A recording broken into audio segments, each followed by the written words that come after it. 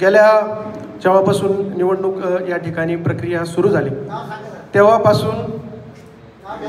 तेव्हापासून शिर्डीमध्ये खूप उमेदवारी ज्यांना उमेदवारी पाहिजे असे उमेदवार खूप तयार झाले. ज्यांना म्हणजे यामध्ये तरुणांचा सहभाग खूप आहे.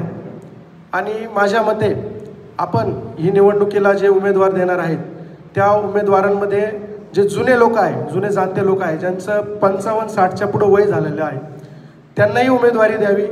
जे काही मुलं या ठिकाणी नवीन आहे, 25-30च्या पुढचे आहेत, त्यांनाही उमेदवारी द्यावी. आणि माझ्यासारखे साहेब जे 40च्या पुढचे, म्हणजे 40-50च्या मधले, म्हणजे मी आमचा त्या दिवशी निलेश दादा आमचा विषय झाला की बाप्पू झालं, अभय भैया झालं, राजू भाऊ झालं, ज्ञानेश्वर आबा झालं, ही एकदम वरची फळी आमच्या अगोदरची. त्याच्यानंतरची आमची फळी, ती आमची फळी कुठं नावावर पाल आलीच नाही साहेब.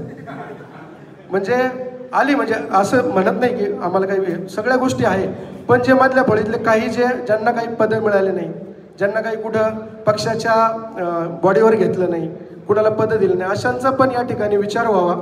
आणि या ठिकाणी जे उमेदवार आहेत, जे आता नवीन उमेदवार आहेत, त्यांना मला विनंती करायची साहेब आपल्या माध्यमातून की या ठिकाणी जे वयस्कर म्हणजे जे नेते आहेत, आपले ज्येष्ठ नेते आहेत, त्याच्यामध्ये कमलाकर कोते असतील, बाप्पू असतील, अभय भैया, रमेश भाऊ आहे, शिवाजी भाऊ आहे, ज्ञानेश्वर आबा आहे, या ठिकाणी राजू भाऊ, यांनी प्रसंगी ज्यावेळेस आपल्या गावाला ज्यावेळेस आपली यांची गरज होती त्यावेळेस हे त्या ठिकाणी ताठ मानेने उभे राहिले.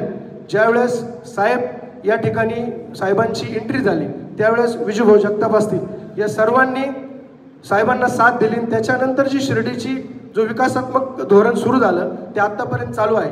आता आपल्याला या ठिकाणी मला सांगायस या ठिकाणी थोडंसं दुःख होतं साहेब की शिर्डीची परिस्थिती आता खूप वाईट आहे. शिर्डीची परिस्थिती इतकी वाईट झालेली आहे की त्यामध्ये आता गेल्या 1-2 वर्षापासून सुजयदादांनी आपण बारीक लक्ष घातल्यामुळं या ठिकाणी गुन्हेगारी बऱ्यापैकी कमी झालेली आहे.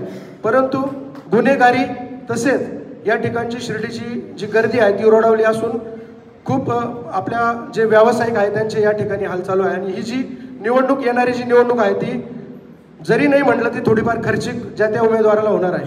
तेव्हा आपण सर्वांनी मिळून जर असं होईल का नाही माहीत नाही साहेब, पण जर ही निवडणूक बिनविरोध होत असेल तर आपण स्वतः त्यामध्ये आपण या ठिकाणी आपण ते सगळ्यांना मार्गदर्शन करावं.